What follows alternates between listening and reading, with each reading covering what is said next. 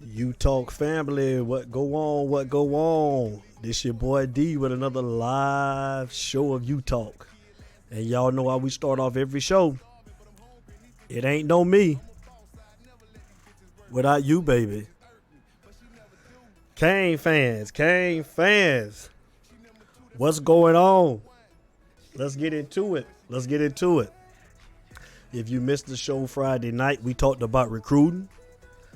And I told you tonight's show was going to be about who were we going to find out that we were playing in the bowl game. Well, that happened on Sunday.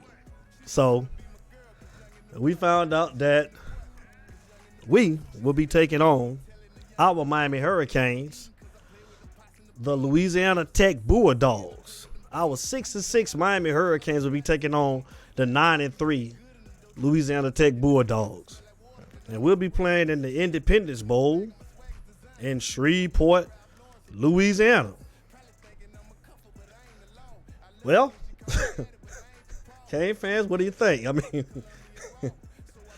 what's your opinion on that?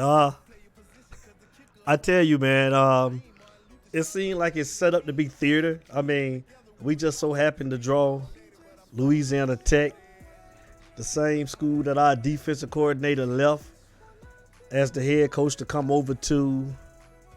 Well, I don't think, no, he wasn't the head coach. He was the defensive coordinator there to come over to the University of Miami to be our defensive coordinator. So what do you think about that? Are you excited to see the game? Are you excited to see your Hurricanes take on the Louisiana Tech Bulldogs? That game will be taking place on December the 26th. That's on a Thursday, the day after Christmas, at 4 p.m. And it will be shown live on ESPN. So, like I said, let's get into some comparison of the teams. Points a game. Miami is averaging 27 points a game. That's 73rd in FBS. Louisiana Tech is averaging 34 points a game. That's 27th. Points allowed per game. Hold on. We got a caller that want to vent. We got a caller. I say caller, state your name and where you're calling from. Avon Park, Florida. Jamal. Avon Park, Florida. Jamal Davis. Make my show better, Jamal Davis. What do you think about the Miami Hurricanes 6-6 taking on the 9-3 Louisiana Tech Bulldogs, man? Give me your take. Talk to me. I think that's a slap in the face, man. Slap in the face to see Virginia Tech playing Clemson for the ACC title. Well, not Virginia Tech, Virginia. Virginia, I'm sorry. Yeah. Virginia playing for the ACC title, the Coastal Division. Man, that's a slap in the face. And I say this, and I know people get tired of hearing about the coaching. If y'all continue to stay with this coach, you're going to always be mediocre. They can't win. They're incompetent when it comes to coaching. That's just my belief. And they better go ahead and get Bruce Davis while they can get it. Point blank. I totally agree with you, Jamal Davis, man. I just don't see it. I read an article this past weekend by a guy named Drew McGlowick in the SB Nation column. And he spoke about, just like the coaches that we had in the past, the Bush Davis and the Jimmy Johnsons, that went out and recruited guys that didn't necessarily, they didn't have to be 4 or 5 stars. They could be, 3 stars, but they coached up the talent. And, like I said on Friday night, we got the 14th ranked class nationally in recruiting coming in this year. Last year we were 27th. So I just want to see how they're going to fare with coaching up this talent. Now, granted, Jamal, I can't put it all on the coaches, man, because you know I also see players too. Like I said, man, that a lot of our players, man, they like the football IQ that's just regular common sense of things that they continue to do in games that is just fundamentals, things that you're taught from Pee Wee League. So it's on the players and the coaches, but I hold more fault to the coaches as well. So let me ask you a question. If you're coaching a team and you got players that seem like they don't know what they're doing, you going to have them on the field? I totally agree, Jamal. I mean, no. And I've been speaking about this since I started my show about these coaches giving out CPT. And, I call it charity playing time. Just giving guys playing time just because they've been with the program and, saying the seniority, they're seniors. And they're just giving these guys reps that don't deserve reps and playing time. I agree with you. No, I don't agree with that. And I wouldn't. But I'm going to tell you this.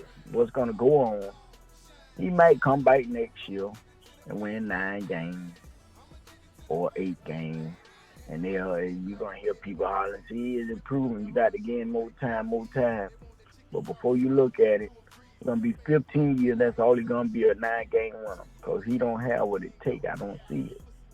I may be wrong, but I don't see it. Well, my gut tells me the same thing you're saying, and I'm hoping that you're wrong. And I don't want to be right as well. I'm hoping that they can turn this thing around. But I'm like you, man. Like, I feel like the coaches are incompetent as well, man. And we're gonna definitely have to see. I'm tired of the hype, and I'm tired of the. I don't want to hear anything about this new Miami. Like I said on Friday night, this is your class. There's no more excuses. This is your recruiting class. These are the guys that you picked out. So there's no more excuses. And like I said, he's gonna have to get it done. One thing I see, he needs to take a page out of Florida State's book. See, Florida State got rid of their coach and went and got somebody else. They ain't care about getting no more time. I totally agree. I agree with you. Well, Jamal Davis, I appreciate the call, man. Always a good take, man. Thanks for calling into the show, brother. All right. All right, you have a good one. Peace. That was Jamal Davis. Always with a good take. I totally agree with it. Like I said, man, that's just where we are right now, man. We got Manny Diaz. We all know that they wasn't gonna fire him after a year, which I'm like Jamal. I mean, it was just inexcusable after the loss with Duke. It was inexcusable after the loss with FIU. But again, we knew they wasn't going to fire him after one game. We knew this. But like I say, man, there's no more excuses. We got to look toward the bowl game. I'm just looking to see. I want to see the younger guys. I want to see what the younger guys going to do. And we'll see how it goes. So I'm going to get back into this stat comparison that I was doing. And like I say, points a game allowed. Miami's allowing 20 points a game. That's 25th in FBS. Louisiana Tech is allowing 23 points a game. That's 44th in FBS. Total yards a game, Miami is averaging 379 yards a game. That's 89th in FBS. And Louisiana Tech is averaging 445 yards a game. That's 29th in FBS. Pass yards a game. Miami is averaging 257 through the air. That's 42nd in FBS. La Tech is averaging 277 yards a game. That's 31st in FBS. Rushing yards a game. Miami is averaging 122 yards a game. That's 120th in FBS. That's not even Miami football. I mean, like, really, like, with all of the great rushes that we had, that's one thing we always had was a rushing game. La Tech is averaging 167 yards on the ground. That's 60th in FBS. So that's just a little sub, man, what we're up against, man. What you're going to be looking at. Shout out to my engine, KJ Production in the building, King Judge. What's up, boy? I also want to shout out to my North Georgia Canes group, Kevin Westra, Joseph Virgo, Henry Cowsey, Laverde Road, Kiki Diaz Valk, Nick McClure, Renee Alvarez, Cedric Catman Smith, Kyle Gray, Richard Watts, Alex J. Flores. That's some of my North Georgia Canes chapter in Canton, Georgia. What's going on? Shout out to the North Georgia Canes chapter in Kennesaw, Georgia, and Common, Georgia as well. Shout out to Jamal Davis, Benny Barrett, Tremaine Daniel, Cyrus Sumter, Tim Jordan. What's up, cuz? Eddie Lord, George Lord, Chris Otis, Jeff Caldwell, Tariq Brooks, TP. Shout out to Brian Wheaton. Shout out to Brian Starnes, Rayshawn Evans, Chad Lewis, Eric Tate, Scoop Milton Austin. Shout out to the whole family. Shout out to Mario Beltran, LD down there in Mohaven, Florida. What's up, LD? Shout out to Jose Martinez, David Afila. Shout out to Jeff Caldwell. Thank all of you guys for supporting You Talk. Thank you. But get back into this, man. That's what we drew for the bowl. So, again, I don't think that we deserve to be in the bowl. But I'm a Canes fan, so I'm going to watch it. And like I said, I'm going to support the team regardless. But it is a slap in the face, man, to go to this bowl game at 6-6. And, this ain't no, this is not no guaranteed win. I mean, Louisiana Tech is 9-3. They're actually a decent football team. And Miami can get in here and lay a rotten egg as well, man. So, it just, you just don't know what to expect. You go in with a clear mind and you cheer for the team. And you hope that we can look at some of the younger guys and see what type of promise we got for next year. So that's how I'm looking at it, man. I'm gonna cheer for the team, and that's all we can do. I want to see Jafari Harvey. I want to see all of the younger guys. I would love to see Takori Couch, Christian Williams. I want to see all of these guys, man. I would love to see a little bit more Sam Brooks, Avery Huff. Some of our younger guys, man, that's going to be coming back next year, man. I mean, I don't know. I said this on Friday night, and I was speculating. And I knew he would. I think that everybody knows by now that Jonathan Garvin, he's declaring for the draft. I wish him well. Another player that I don't think ready to go, but hey, good luck, and we wish you well. But that's a defensive end that's gonna be gone.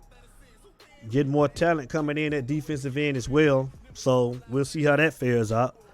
But yeah, man, I was telling Jamal Davis, I was reading a column out of the SB Nation from a Drew Maglio. And he basically touched on a lot of things that I had been saying since I started my show. As far as these ratings.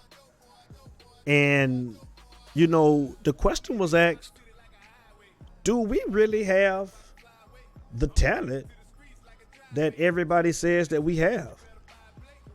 And I thought it was a good question. Like I told Jamal Davis, man, I sometimes think we do because of the performances that we put out.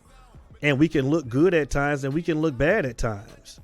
But I'm seeing too many of the same mistakes. And I'm talking about just fundamental things like I told him when you're playing football that you learn, at an early age.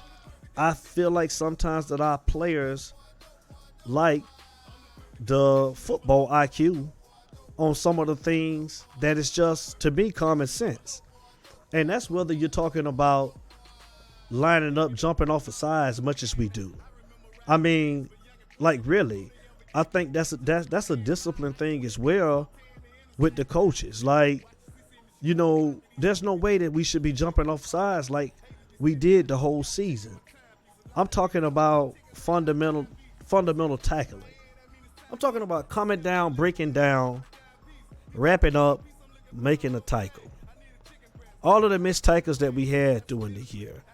I'm talking about coming up, taking bad angles. I'm talking about if you're a cornerback, you're looking at the wide receiver where he's lined up at, and you know that there's only a certain amount of routes that he can run on the route tree because of where he is. And, you know, it was just a lot of things that were just simple that we wasn't doing.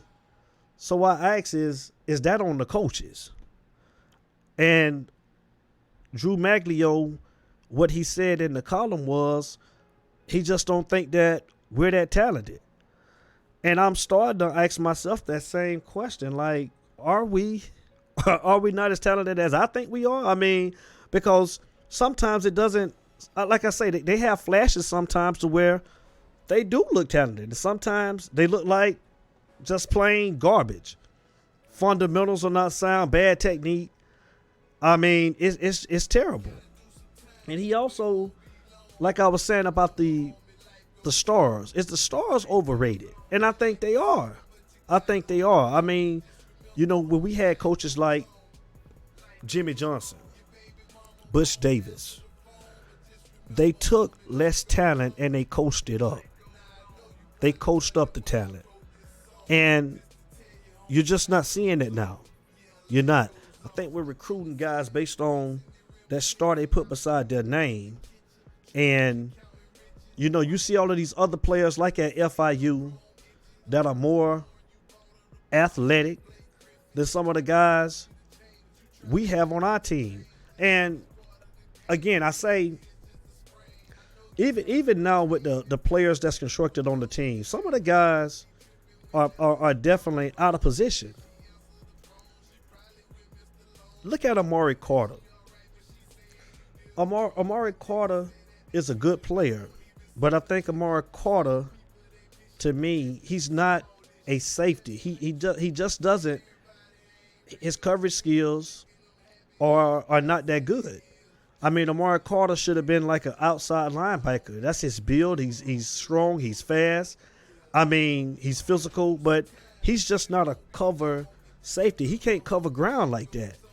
I mean, I look at Trajan Bandy, and this is what Drew Maglio said as well. Trajan Bandy would be more suited to play in the slot. Like, they have Trajan Bandy on the outside, and he's not as fast. Well, we don't even have a lot of fast guys like we normally would have in the secondary. We don't have the speed that Miami used to have. We don't. And much as I like Shike Quarterman, much as I like Mike Pinckney, I like Zach McLeod, I like the guys, but I saw a lot of guys running right past our linebackers like they were standing still, you know, and that's why I'm so curious to see this next set of linebackers that's coming in here. I want to see the Sam Brooks. I want to see the Patrick Joyners. I want to see the Avery Huffs. I want to see all of these young guys we got coming in. We got like three star linebackers coming in this recruiting class that's going to compete. And I just want to see us get back to getting some of this speed back on the field because, I mean, definitely this year we did not look like a fast defense. And we have to get back to being able to recruit in the trenches. I think Eddie Lloyd had a call to where he talked about that on maybe, I think it was maybe 2 shows ago, where he said that we need to go out of the state of Florida. We need to go way north to start recruiting. I think that's true. We definitely need to. And that was some of the things he talked about in the article as well. It's like, you know, we don't recruit well in the trenches anymore. We don't. We don't. We just don't. And we got to get back to that, man. You know, it starts up front. And that's whether that's on the offensive line or the defensive line. We got to get back to Miami football. We have to get back to Miami football. And, you know, I mean, think about the guys that we had on the defensive line. Think about all of the guys that it came through, man. When we had the, you know, the Saps and the Kendrick Nordens. When we had the R.J. McIntosh, the Gerald Willis. We had all of these greats, man, that has come through and played at Miami, man. I mean, I'm asking myself, are we going to ever be able to get back to prominence? What is it going to take to get back? What is it going to take to get back to prominence? What are we going to have to do? Are we going to ever see a squad again like that 2001 team that we saw, which I consider to be the greatest football team, college football team of all time? Again, that's just my opinion. But will we ever get back there? It's going to take a lot of work. It's going to take a lot of work. I hope that we can. But right now, man, it's the program is down. The program is down. We're going to have to breathe some life back into the program. And, you know, we're going to have to start with this bowl game on December the 26th. So, you know, we're going to have to just get behind the team. We're going to have to root the team on. And we're just going to have to look at our younger guys and analyze the talent that's going to be out there on the field. You know, that's all we can do. You know, they're saying that it's going to be a quarterback competition leading up to the game, which I think it should be competition every week from here on out going into the spring next year. Nobody is to be given anything. You get out on the field and you compete every day. You compete every week. And that's football. There's no giving anything. Nobody has earned anything. Nobody has earned a position on this team to be given anything. It should be competition every week. And we need to make sure that we keep on preaching that. We keep stressing that. Nobody has done anything to deserve to say that we're giving somebody a position. So, again, will we come up to play? Will we come ready to play in Shreveport, Louisiana? Which Hurricane teams will we see? Will we see the team that we saw against Pitt, against Florida State, against Virginia? Or will we see the team that don't really want to be there and just like whatever, they just going to come and embarrass us again like they did against FIU and Duke? What are we going to see? I'm hoping that we can see a team that wants to close out the season and that wants to build momentum going into the spring next year. I mean, again, I don't think that we're worthy of a bowl, but again, I think it's all theater, you know, just to be playing Louisiana Tech where Blake Baker comes from. It's just, it is what it is. And the Independence Bowl, I can't get over that. We're playing in the Independence Bowl, you guys. Wow. At 6-6. So it's sad. It is sad. It's a sad day. But again, I'm a fan. So I'm gonna make myself watch it. And I'm gonna support the team. But I don't like it. Not one bit. Not one bit. I don't. So like I said, man, we'll see. We'll see how we fare.